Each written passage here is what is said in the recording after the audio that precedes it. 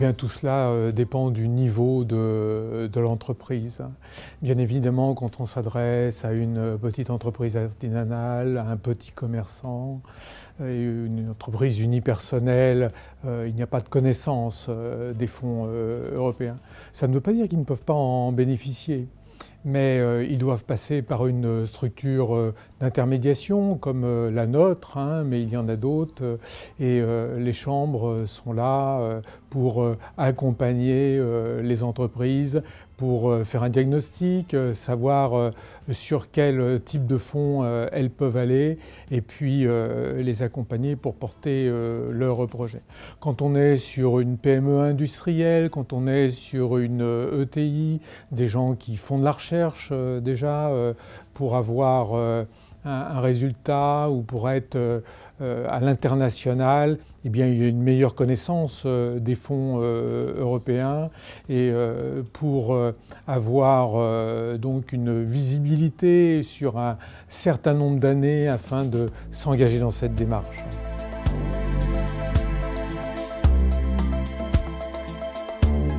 Eh bien, nous avons une organisation qui est double. Nous sommes tout d'abord organisme intermédiaire du Conseil régional. Et à ce titre, nous avons une enveloppe de fonds à partir de laquelle nous lançons des appels à projets sur le FEDER ou sur le FSE, maintenant Interreg. Et à partir de là, nous cherchons des partenaires comme des fédérations professionnelles ou d'autres structures qui vont, elles, être en contact avec des entreprises pour les accompagner dans leurs projets.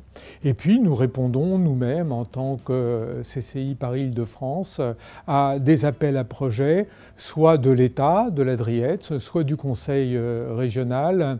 Et à partir de ce moment-là, nous sommes en contact avec des entreprises par l'intermédiaire de nos 750 conseillers qui sont sur les départements d'Île-de-France. Et nous avons au niveau central la mission Europe qui, auprès de moi, a pour objectif d'accompagner ces porteurs de projets.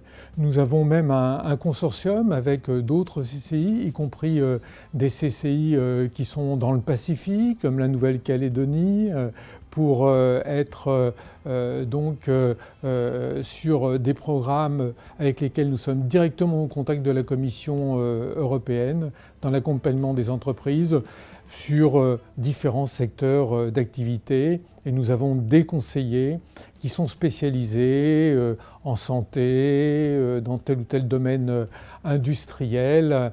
Et là, nous formons réseau au niveau européen.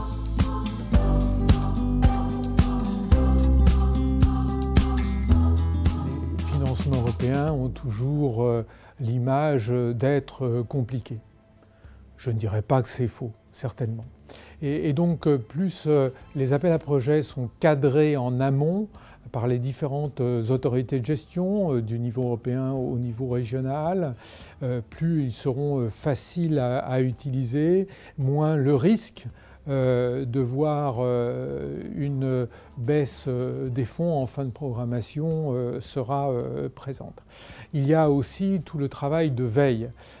Chaque direction générale de la Commission a son portail, émet des appels à projets, alors que nous avons par exemple au niveau national un portail qui fait le lien entre les projets nationaux, les projets régionaux pour une meilleure visibilité. Il serait souhaitable que l'Europe se dote du même type d'instrument.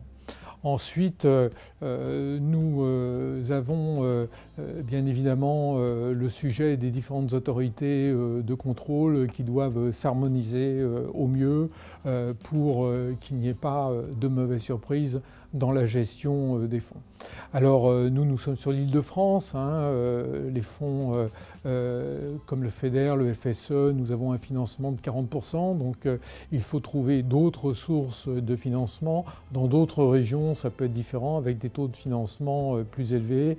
Et comme nous sommes sur des financements directs avec la Commission, nous pouvons aller jusqu'à 90%. C'est pour ça que nous arbitrons entre ces différents types de fonds.